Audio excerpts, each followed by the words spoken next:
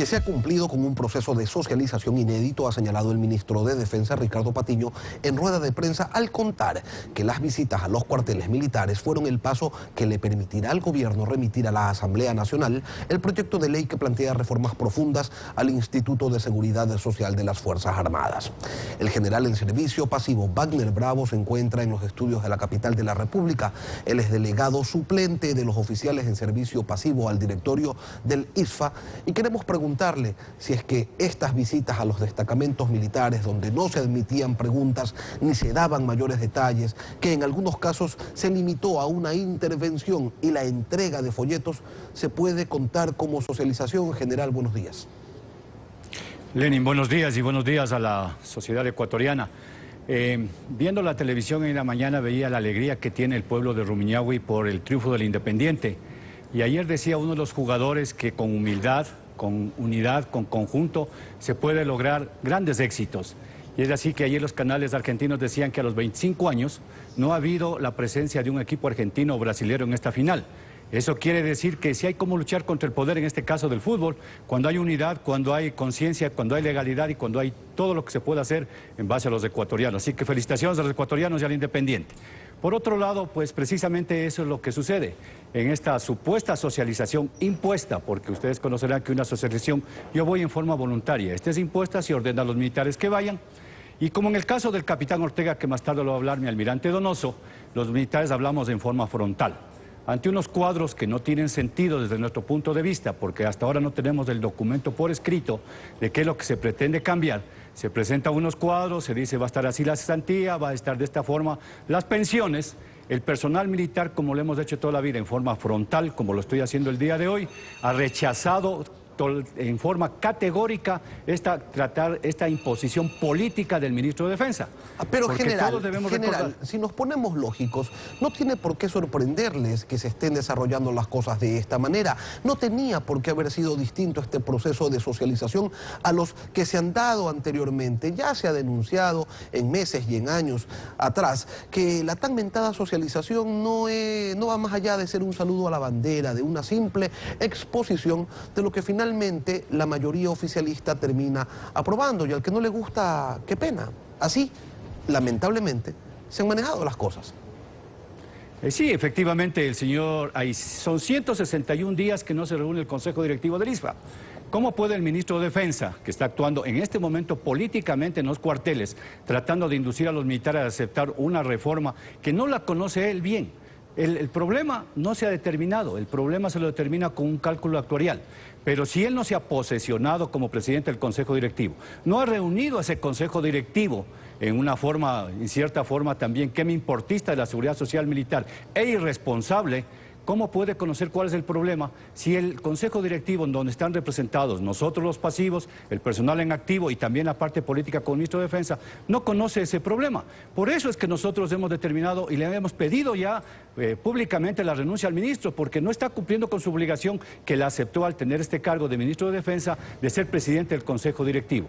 La única forma de determinar si es que existiera un problema en la seguridad social, tomando en cuenta que la cesantía, de acuerdo a los cálculos actuariales que tenemos, es superavitaria al año 2043. Y las pensiones tienen que ser analizadas en base al problema que se determine, que tiene tres aristas. Una arista operacional, porque ustedes comprenderán que no podemos tener personal demasiada edad en la vida militar por la frontera que tenemos que controlarla. Una parte técnica que se determinará cuáles son los problemas. Y por último se podrá llegar a una reforma legal que puede ser de un reglamento interno de la institución o una reforma a la ley. Pero aquí se nos quiere imponer con un supuesto problema que no sabemos cuál ha existido, y se le dice al personal militar, estos son sus beneficios. Nosotros aportamos el 23% de nuestro sueldo, un cuarto de nuestro sueldo a la seguridad social. Es por eso que al final, de acuerdo a los principios que tiene la seguridad social, inclusive civil manejada por el Instituto Ecuatoriano de Seguridad Social, se determina qué es la obligatoriedad y la equidad.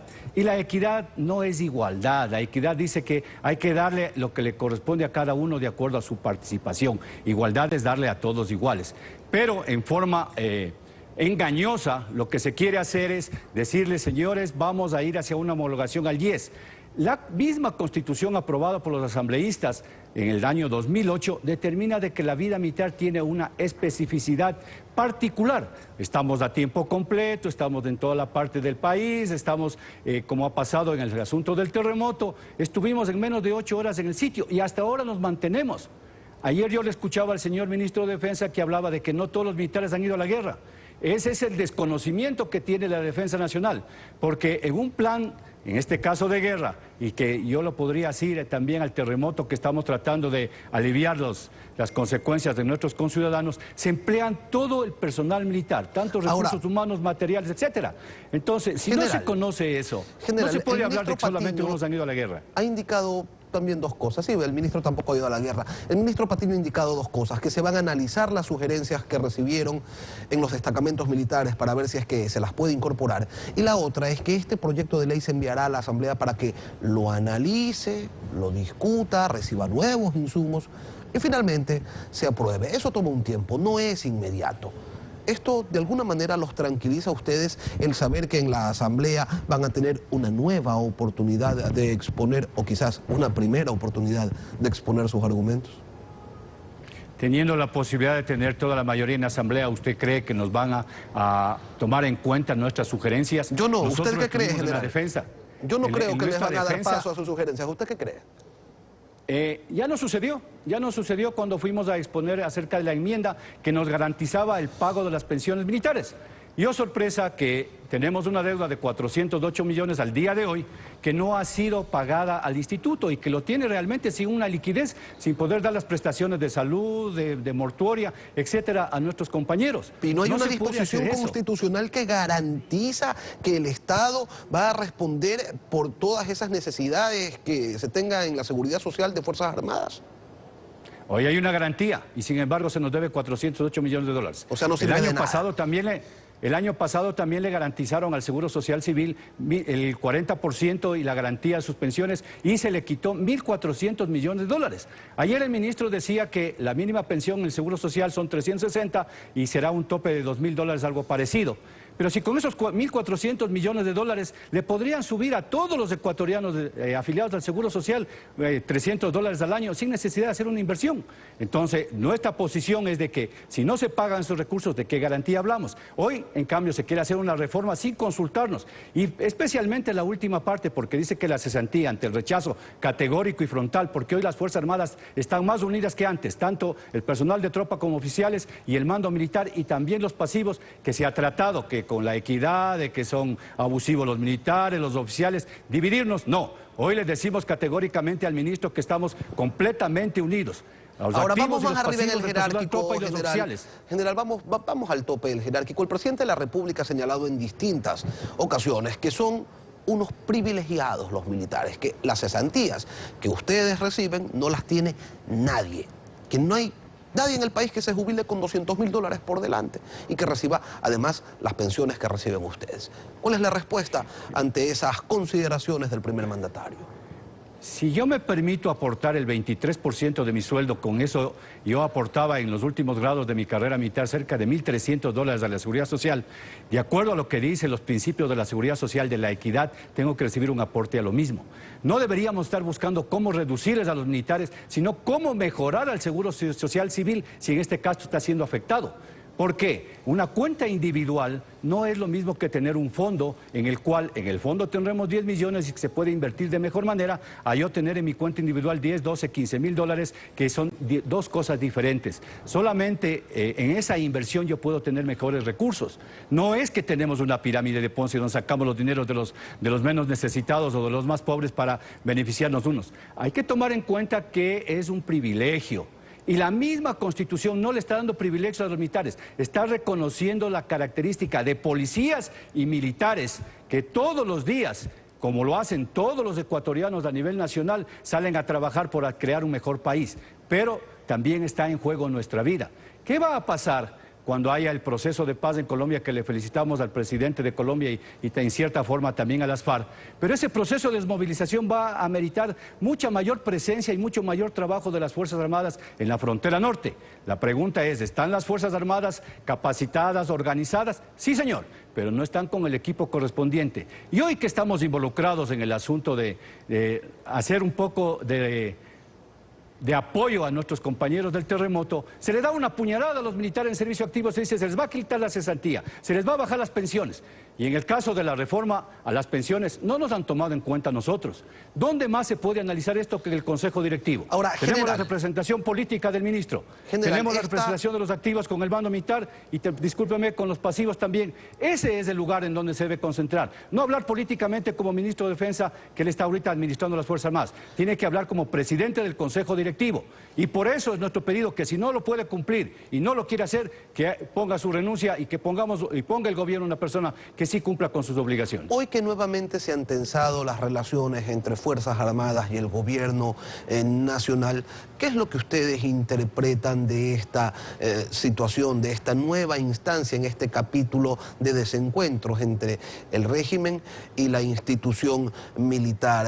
¿Creen que se está tratando de subordinar políticamente a las Fuerzas Armadas ante la revolución la revolución ciudadana? Las Fuerzas Armadas son nacidas del pueblo, han vivido con el pueblo y trabajan en su pueblo. Por eso las Fuerzas Armadas orgullosamente se dicen que son de todos los ecuatorianos. No nos debemos a ningún gobierno. Ya pasó hace 3 semanas que con un supuesto conversatorio de equidad y de género se trató de distribuir propaganda de lo que hace el gobierno a nivel nacional para que los militares en cierta forma sean, desde mi punto de vista, una especie de adoctrinamiento político. Fue rechazado por el personal de oficiales y tropa que no aceptó. Nosotros hoy tenemos, y deberíamos de haber tenido toda la vida, la posibilidad de votar por tal o cual gobierno, porque también somos ecuatorianos, el destino de ellos. Pero no nos debemos a ningún gobierno, nosotros nos debemos a la nación. Y por lo tanto rechazamos que cualquier intento de adoctrinamiento político de las Fuerzas Armadas hacia un determinado proyecto político. En mis últimos 35 años como oficial, quiere decir que yo debería haber sido la tendencia de turno, y nosotros no somos de la tendencia de turno. Nosotros somos y nos debemos a la nación, como creo que la nación ecuatoriana lo ha reconocido con ese cerca de 80% de aceptación que tenemos a nivel nacional. Por lo tanto, no se debe hacer un adoctrinamiento político al interior de los cuarteles, ni tampoco una socialización impuesta. Yo creo que estos proyectos, volviendo al tema, deberían ser analizados en el Consejo Directivo.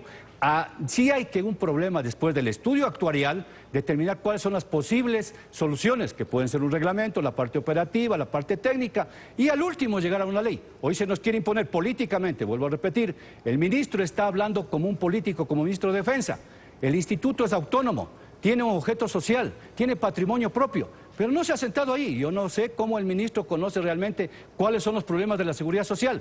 Pues que simplemente con una amenaza se quiere someter a las Fuerzas Armadas, cuando en una rueda de prensa se dice que solamente él va a hablar y el mando militar no puede hablar. Sin embargo, la tropa y los oficiales le están apoyando directamente al mando militar, y los pasivos y los activos hoy estamos completamente unidos en defensa de nuestros derechos.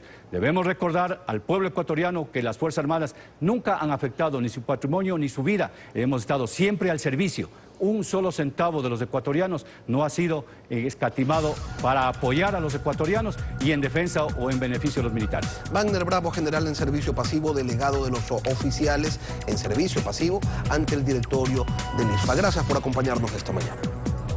Muchas gracias, Len.